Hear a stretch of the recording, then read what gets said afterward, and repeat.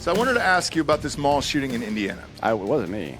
I was here. I gotta ask. You know I gotta ask, brother. I was here. As long as you were here. I have an alibi. So was Ray Epps. Ray Epps was here. This guy ended up killing 2, injuring 2, I believe, in this shooting. Bob, you can fact check that for me. It could have been more. Now, it was trending that he was a good Samaritan, had taken this guy down. Yep. And this was from the police chief's mouth himself, that this was a good Samaritan who was legally carrying a firearm on him inside the mall, saw this guy shooting, and then fucking blasted him. Well, I don't know much about Bob. Maybe you can pull up something on the shooter. I don't know. We don't need to say his name or anything. I just don't know what his deal was. I imagine fits the same profile as every other shooter, which has been arrested sometime in the last 2 or 3 years and is on police's radar and got a gun by some kind of weird means. Okay. That and being on antipsychotic medication, SSRIs and shit. That's the trifecta that usually predicts these things. But Indiana has what we now have here in Texas, which is constitutional carry, which means you can carry a concealed weapon without a permit, provided you're not in a location that specifically prohibits it by law, like a bank, right? I'm surprised a mall isn't on that list.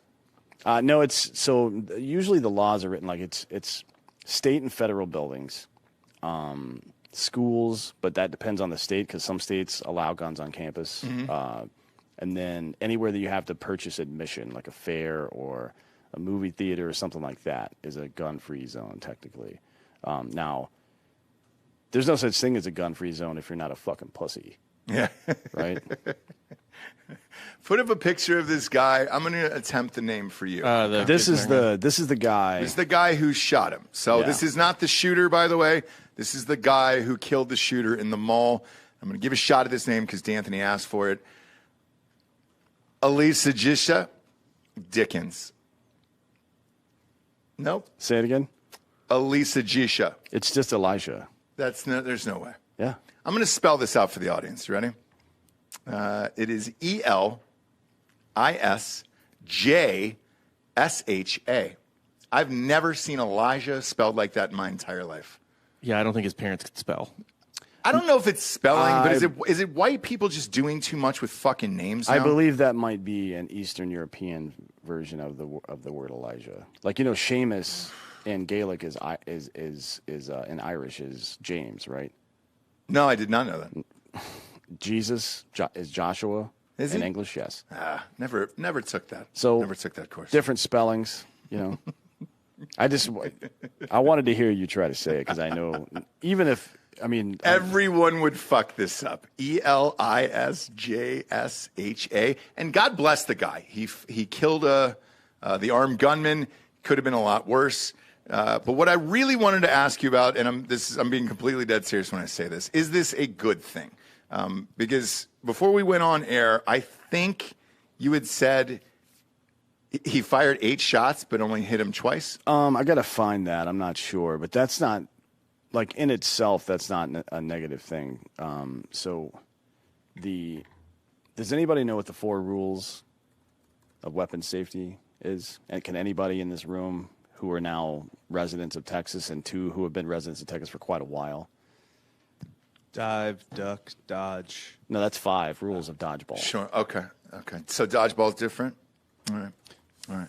Finger off the trigger, point the barrel downrange, check your surroundings. Always keep the weapon pointed in a safe direction. So don't be specific about the range necessarily. Keep your finger out of the trigger well until it's time to squeeze it.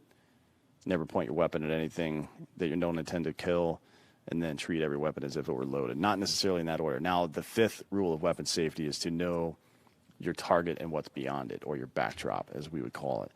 So I did see one lefty media outlet say, like, they without commenting on it, noted how many times he shot or something like that. Clearly trying to make the point, like, this is a wild fucking shoot. No, maybe it was. Maybe it wasn't. You don't know.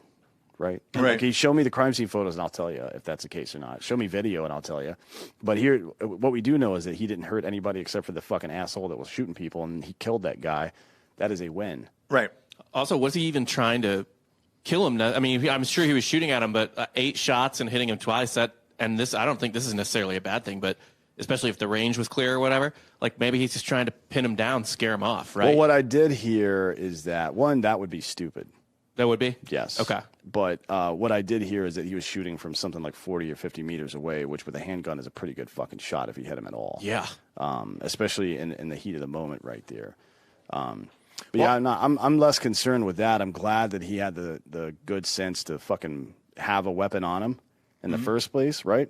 Like this kid is the real gun owner in America. This is the prototypical gun owner in America. It's why there's fucking 400 million guns, and we don't just have the wholesale slaughter of people 24 hours a day. Because most people carry that shit to protect themselves, their families, and the people around them. And they only use them in that capacity, typically. Yeah, so according to the chief, he said Dickin returned fire from quite a distance with a handgun, was very proficient in that, and very tactically sound. As he moved in on the gunman, he also motioned for people to leave behind him and get down. And most of the people that were there are saying he's a superhero. And so far, there is no negative feedback from anybody who is inside the mall. I want to address that. I don't think, look, the kid clearly stepped up and did what he fucking had to do, but this is the standard. To me, that's not a hero. Like, I respect what he did, and I'm glad he did it. But we have to stop putting that type of action on a pedestal, and instead, that is the fucking standard. If people are in danger, you're a man. Step in and fucking fix it, right? That should be the expectation, not the exception. Like that, how you talk about things is super important, because people will sit at home and be like, man, I don't know what I would do in that situation. It reminds me of a lot of the naysaying that I've gotten from the Uvalde bullshit. Like, oh, you fucking are sitting behind a desk doing, like, dude, I've been in gunfights before. I know exactly how I would react in that situation. I know how I would react in Elijah Dickens' situation, this kid that fucking clipped this mass shooter, because I've done it before. Not a mass shooter in a mall, but I've been in gunfights before. And if you don't know exactly how you would respond in that situation, you should not be wearing a fucking badge. You know what I mean? Mm-hmm. Like, you know what's really sad is there was a Supreme Court case, I think it was in 2006, that where the court opined that the police don't have any duty to protect you. Like, their first duty is to protect themselves. Actually, AOC said that in a video last week. That shit is fucking pathetic. That's not how a man behaves, much less a fucking sworn officer, somebody that's taking it upon themselves to serve the fucking community and carry a gun in defense of the community. You don't know what you're going to do in that situation. Go the fuck home. Go be a fucking maid. The other interesting part of this is they're also saying that this kid has no police training and no military training. So this is just a normal guy with a gun. Yeah, there's plenty. Like, you don't have to fucking join the military or the police to learn how to shoot a gun or move tactically or be situationally aware. Mm-hmm. You don't need to do any of that stuff. Mm. Everybody should do that. No. And then this kid, so he doesn't want to be recognized for being a hero or anything else. He actually hired a lawyer to keep his life private, him and his family private. So clearly doesn't want anything, because if so, he would have been on every fucking news channel there was, you know?